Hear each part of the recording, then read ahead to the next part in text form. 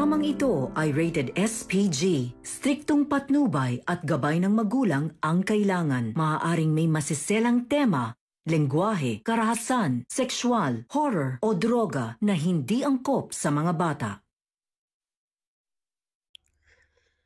Hawak ni Moira si Annalyn at Justin. Makakatakas pa kaya sila? Alamin natin. Welcome back sa aking channel. Abot kamay na pangarap. Napaka-intense nga ng mga kaganapan sa abot kamay na pangarap. Dahil sa galit ni Carlos kay Moira, ikinulong niya si Moira sa loob ng container. Nagsisigaw naman si Moira para humingi ng tulong. Dahil sa sabog na ang bombang pinasetup niya. Habang si Carlos naman ay umalis na ng yate para iligtas ang sarili nang makita niyang nailigtas na ni Lyndon si Lynette. Kaya naman himalang nakaligtas ang lahat. Pero natatakot pa din sila dahil hanggang ngayon nga ay hindi pa din nila alam kung nasaan sila Annalyn at Justin. Dahil ang huling sinabi ni Moira sa kanila ay tumalon si Annalyn at Justin sa dagat at pinagbabaril ng mga tauhan ni Moira. At malamang nga daw ay patay na nga ang mga ito. Pero hindi sila nawala ng pag-asa na makita ulit sila Annalyn. Dahil baka niloloko at nagsisinungaling lang si Moira sa kanila para matakot nga sila. Samantalang, pinuntahan naman ni Carlos si Lynette para ibalitang napatay na niya si Moira dahil ikinulong niya daw si Moira sa container at sigurado daw siya ang kasama na si Moira sa pagsabog ng yate. Hindi naman basta-basta naniwala si Lynette kay Carlos dahil kung patay na si Moira ay bakit wala daw sila Annalyn at Justin. Kaya naman sinabi ni Carlos na tutulong siya sa paghahanap kay Annalyn para makabawi siya kay Lynette. Habang nag-uusap si Lynette at Carlos, bigla na lang dumating si Harry. Nagalit si Harry kay Carlos, kaya hindi na pumayag si Harry na makatakas pa ang daddy niyang si Carlos. Matapos nga niyang makita si Carlos nakausap si Lynette.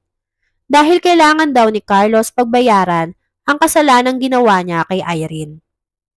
Pero hindi pa din nagpahuli si Carlos at tinakbuhan niya ang anak niyang si Harry at si Lynette dahil ayaw niya daw makulong. Hinabol nila si Carlos hanggang sa hindi na nila naabutan. Sinabihan ni Lynette si Harry na hayaan na muna si Carlos at mag-focus na lang muna sa pagkahanap kay Annalyn. Pero napalingon si Lynette at nakita niyang may nakatingin sa kanila na nakamaskara ng mukha ni Moira. Kaya naman nataranta sila ni Harry at hinabol ni Lynette ang nakamaskara. Habang si Harry ay inutusan ni Lynette na tumawag ng mga pulis. Dahil buhay pa daw si Moira dahil nakita niya. Tumakbo palayo ang nakamaskara habang may kinokontak sa cellphone.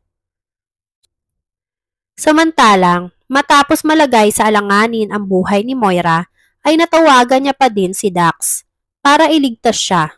Sakto naman at malapit na si Dax papunta sa yate para sa susunod pa nilang mga plano.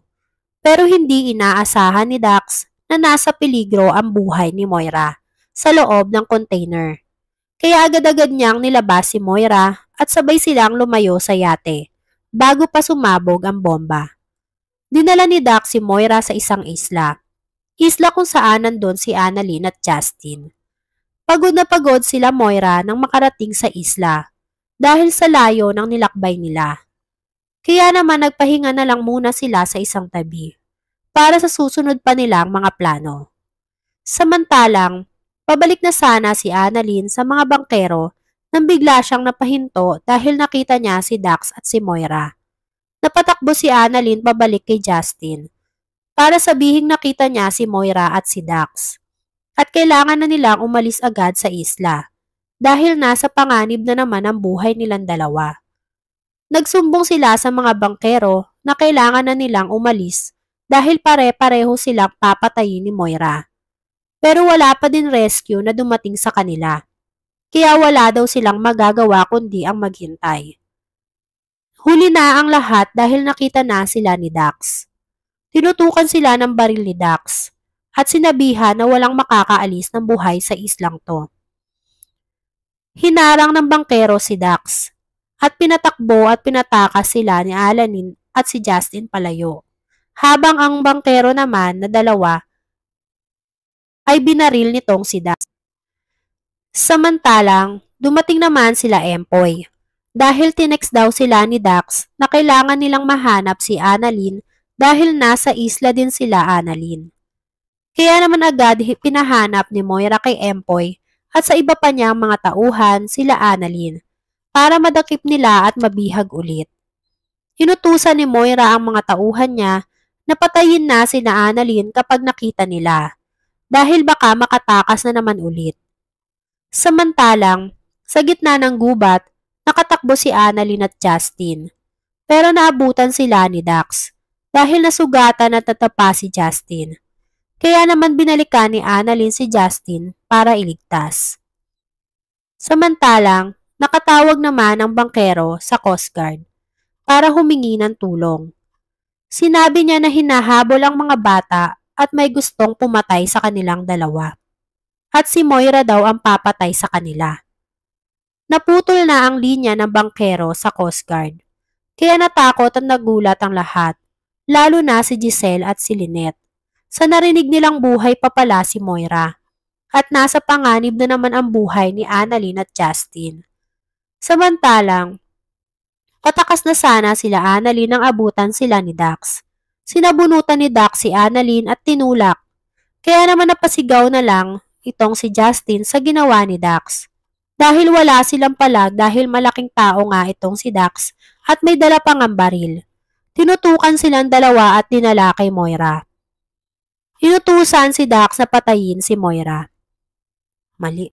Si Annalyn para wala nang ang palag at hindi na mabuhay pa. Hindi pa din nga natapos ang kasamaan ni Moira sa pagkakaligtas niya sa pasabog niya. Ano na naman kaya ang susunod na plano ni Moira? Ngayong hawak niya ang anak ni Giselle at ni Lynette na si Justin at si Annalyn. Ano na kaya ang lagay ni Zoe? Critical pa rin kaya ang buhay ni Zoe? Ano ang magiging reaksyon ni Moira kapag nalaman niyang critical ang lagay ng anak niyang si Zoe sa ospital?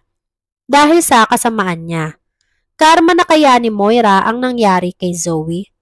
Si Zoe kaya ang naging kabayaran sa kasamaan ni Moira? Yan nga ang mga kaganapan at mga dapat nating abangan sa abot kamay na pangarap. Kung gusto nyo pa ng mga ganitong klaseng video, ay mag-subscribe at i-like itong video na to. Maraming salamat po. I got you!